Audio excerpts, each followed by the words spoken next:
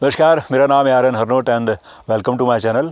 और मेरा गेटअप देखकर आपको तो पता चल ही गया होगा कि हिमाचल में दिसंबर का महीना है और एकदम से जो ठंड है बहुत ज़्यादा बढ़ गई है।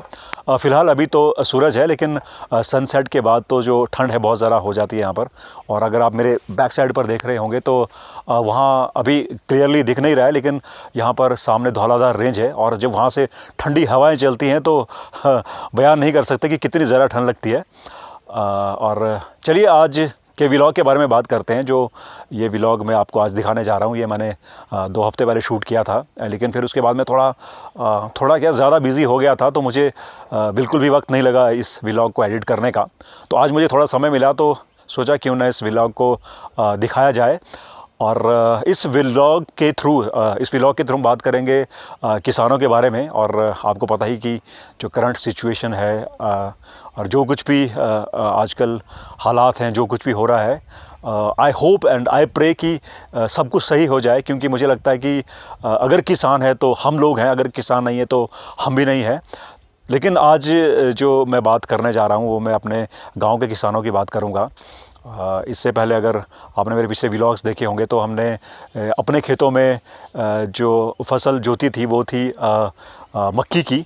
और इसके बाद जो मक्की का सीज़न है ओवर हो गया, और जो हमारे किसान लोग हैं, हमारे लोकल यहाँ के किसान, वो वेट करने लगे बारिश का। और लकीली पिछले कुछ समय में 1-2 बार बारिश हुई, तो जो किसान हैं हमारे गांव के, वो अपने खेतों में आ गए अपने बैलों को लेके। और लेकिन मैंने इस दौरान ये भी नोटिस किया कि बैलों के अलावा जो अभी किसान लोग हैं वो एक मिनी ट्रैक्टर का भी इस्तेमाल करते हैं। और जो ये मिनी ट्रैक्टर होता है ये डीज़ल से चलता है। तो अभी काफ़ी ज़्यादा लोग हैं जो इस तरह की टेक्नोलॉजी को यूज़ करने लगे हैं हमारे गांव में। एक वक्त था पहले तो यहाँ पर सड़कें नहीं होती थी, इतनी फैसिलिटीज़ नहीं होती थी, लेकिन अब गांव-गांव में सड़कें हैं, तो जो बाहर की टेक्नोलॉजी वो भी अब गांव तक आने लगी हैं। तो मैंने किसानों से बात की जो अभी भी खेतों के साथ बैलों के साथ खेतों को जोतते हैं, और कुछ जो किसान अभी भी मिनी ट्रैक्टर्स का इस्तेमाल करते हैं, मैंने उनसे भी बात की। और चलिए आज देखते हैं कि इन दोनों में कितना डिफरेंस है, और जो क्रॉप की क्वालिटी है कुछ इससे फ़र्क पड़ता है या नहीं। तो चलिए आज उनसे मिलते हैं और उनका एक्सपीरियंस शेयर करते हैं।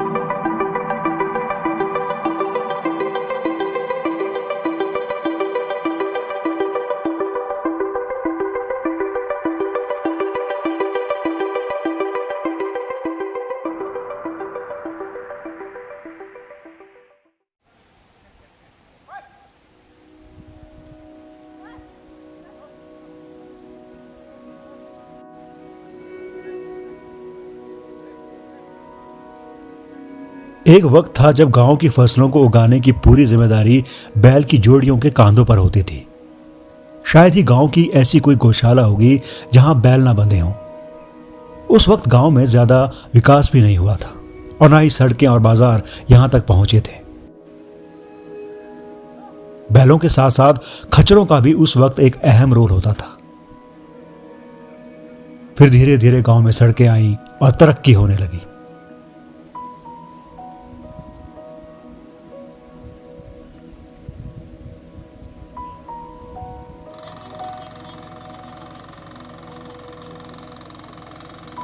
और फिर बैलों की जगह ले ली इस लोहे के बैल ने। मतलब ना गौशाला की जरूरत, ना घास पत्ती की, और ना साल भर बैलों को पालने की मेहनत।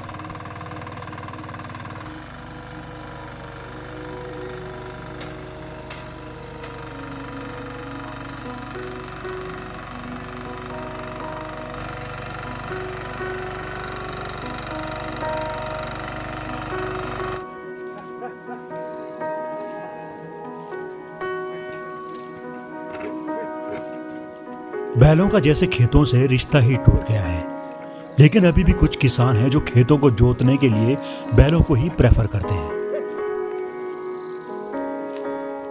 पहले तो मक्की उगाई इसमें, फिर उसके बाद मक्की काटी, फिर उसके बाद अभी तो एक ही बुआई हुई है अभी। उसके बाद गेहूँ बीजेंगे, जैसे बारिश होगी उसके बाद गेहूँ बीजेंगे हम, क्योंकि गांव में तो ऐसा तो है नहीं, किसी बैल तो कम है लोगों के पास। और इसमें जो बैलों के साथ बुआई होती है वो बड़ी अच्छी होती है।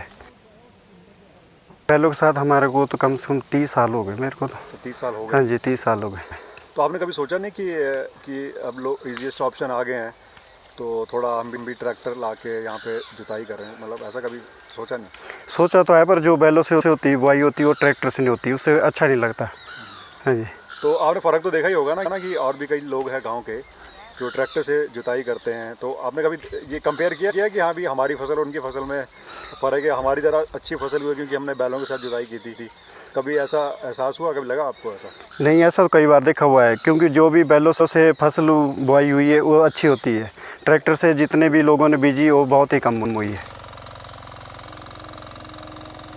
लेकिन फिर कुछ नौकरी पेशा लोगों ने खेती की आधुनिक तकनीक को अपनाना शुरू कर दिया और ले आए ये लोहे का बैल, यानी मिनी ट्रैक्टर। तो एक तो पशु नहीं पालते आजकल लोग ना, पशु पालने की दिक्कत है, आदमियों के पास टाइम नहीं है, सब बाहर रहते हैं, तो इसलिए जो है अब ज़्यादातर इसमें ही मतलब कर्म कर रहे हैं।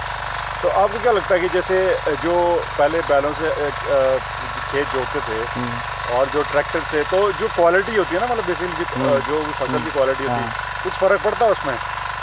नहीं, फ़र्क तो कुछ खास है नहीं है, परंतु जो बैलों की जुताई होती थी ना वो तो बहुत ही क्या नाम आराम से होती थी। इसमें तो बड़ी मेहनत करनी पड़ती है, बल का प्रयोग करना पड़ता है, उसमें इतना नहीं लगता था मतलब।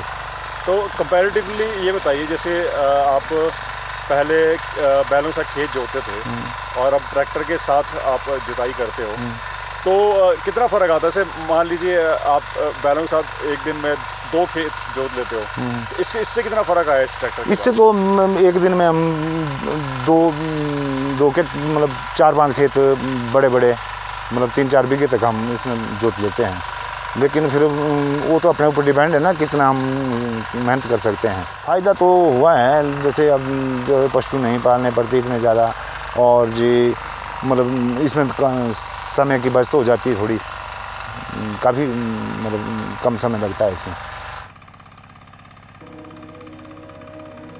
आधुनिक सुख सुविधाओं के चलते शायद हम लोग भी इम्पेशेंट होते जा रहे हैं और हमें हर चीज फटाफट चाहिए, एकदम मैगी नूडल्स की तरह।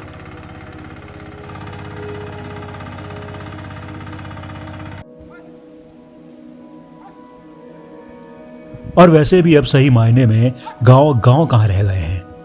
पहले जहां बैलों के गले में बंदी घंटियों में एक मधुर संगीत सुनाई देता था, उसकी जगह अभी शोर मचाते बैलों ने ले ली है।